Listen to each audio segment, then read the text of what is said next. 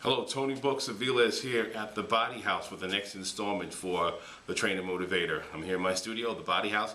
Remember, you can find us at thebodyhouse.com for the next installment. And I want to talk about flipping the philosophy. In the line of work that I perform as a fitness trainer, I'll go to social settings and hear people ask me, well, what do I do for this, for my arms, for my abs, for my butt, for my hips, this, that, and the third? And they're always looking for the magic bullet. And I remember hearing someone say a long time ago, and I've adopted this philosophy, that the magic bullet ain't here and it ain't coming. Now, science is really working towards making sure that we get something that resembles the magic bullet. And we've heard it before with items called fen-phen, ephedra, Xenical, and items of that type. And I had a conversation with someone fairly recently. We were talking about the fact that almost all of those things you saw in the market, they were really, really popular, even though they had side effects. As a matter of fact, I believe the Xenical had a side effect of uncontrollable gas and uncontrollable greasy, loose stool. Hey, you got to be really, really desperate to see that you need to lose weight so badly that you're willing to put yourself through that. Now, it's almost, we have a pervasive philosophy, no matter what anybody tells you, of people looking to see about what is that little thing that's going to take me over the edge. That's really what the philosophy is. What do I need to do, and ... fill in the blank.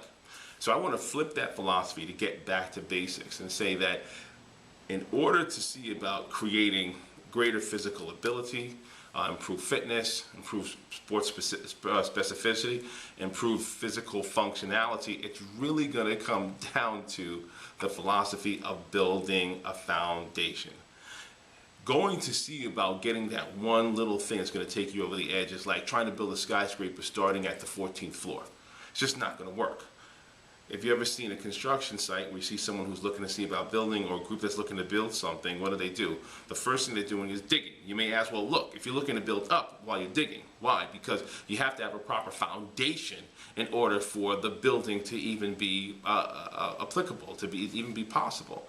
If you look at a tree, the taller the tree is, the deeper the roots are. So that's the same thing with building physical fitness.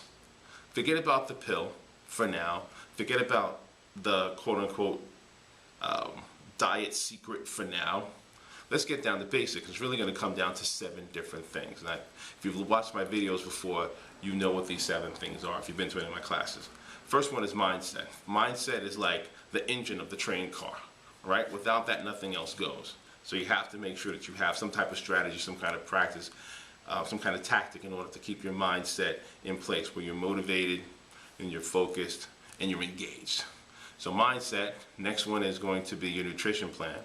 What are you eating? Are you eating properly in order to support whatever your activity is, whether it's to lose weight, whether it's to gain muscle, whether it's to be better at sports, whether it's just to be functional? How much water you're drinking? That's right. You're going to make a big difference because that's going to support the nutrition.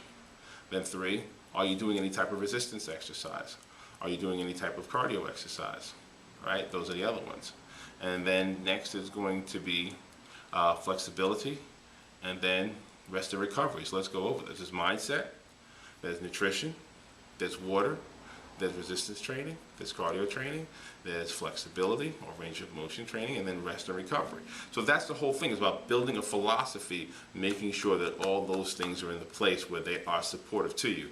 Now, in this type of engagement here, I don't have enough time to go over the specifics of each, but at least you have enough in order for you to see about creating categories. You know, are you exercising your mind as well as your body?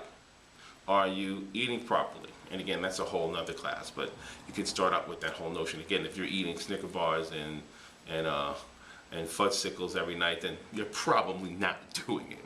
Water, how much water you're drinking. Think about taking whatever your body weight is, cutting that number in half and drinking that many ounces. So if you weigh 200 pounds, you want to drink about 100 ounces of water.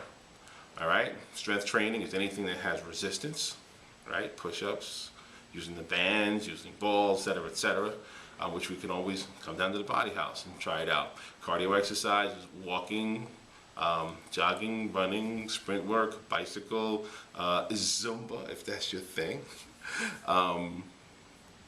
Flexibility, stretching, doesn't necessarily have to be yoga class, and even though yoga class is a great thing to do, and we have a great instructor here, and then rest and recovery.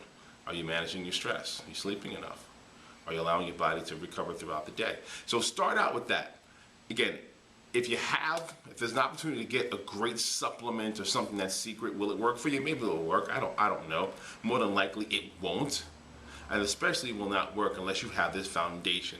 So that's where you want to start to. So in the next couple of days, I'm going to recommend you take a look at your lifestyle, write these 7 categories down, see how they're functioning for you at this point in time, and see what kind of changes that you can make in order to support whatever your goal is. And so I'll leave you with that and end this the way I normally end all my presentations, with the following statement: put your heart and soul in your goal.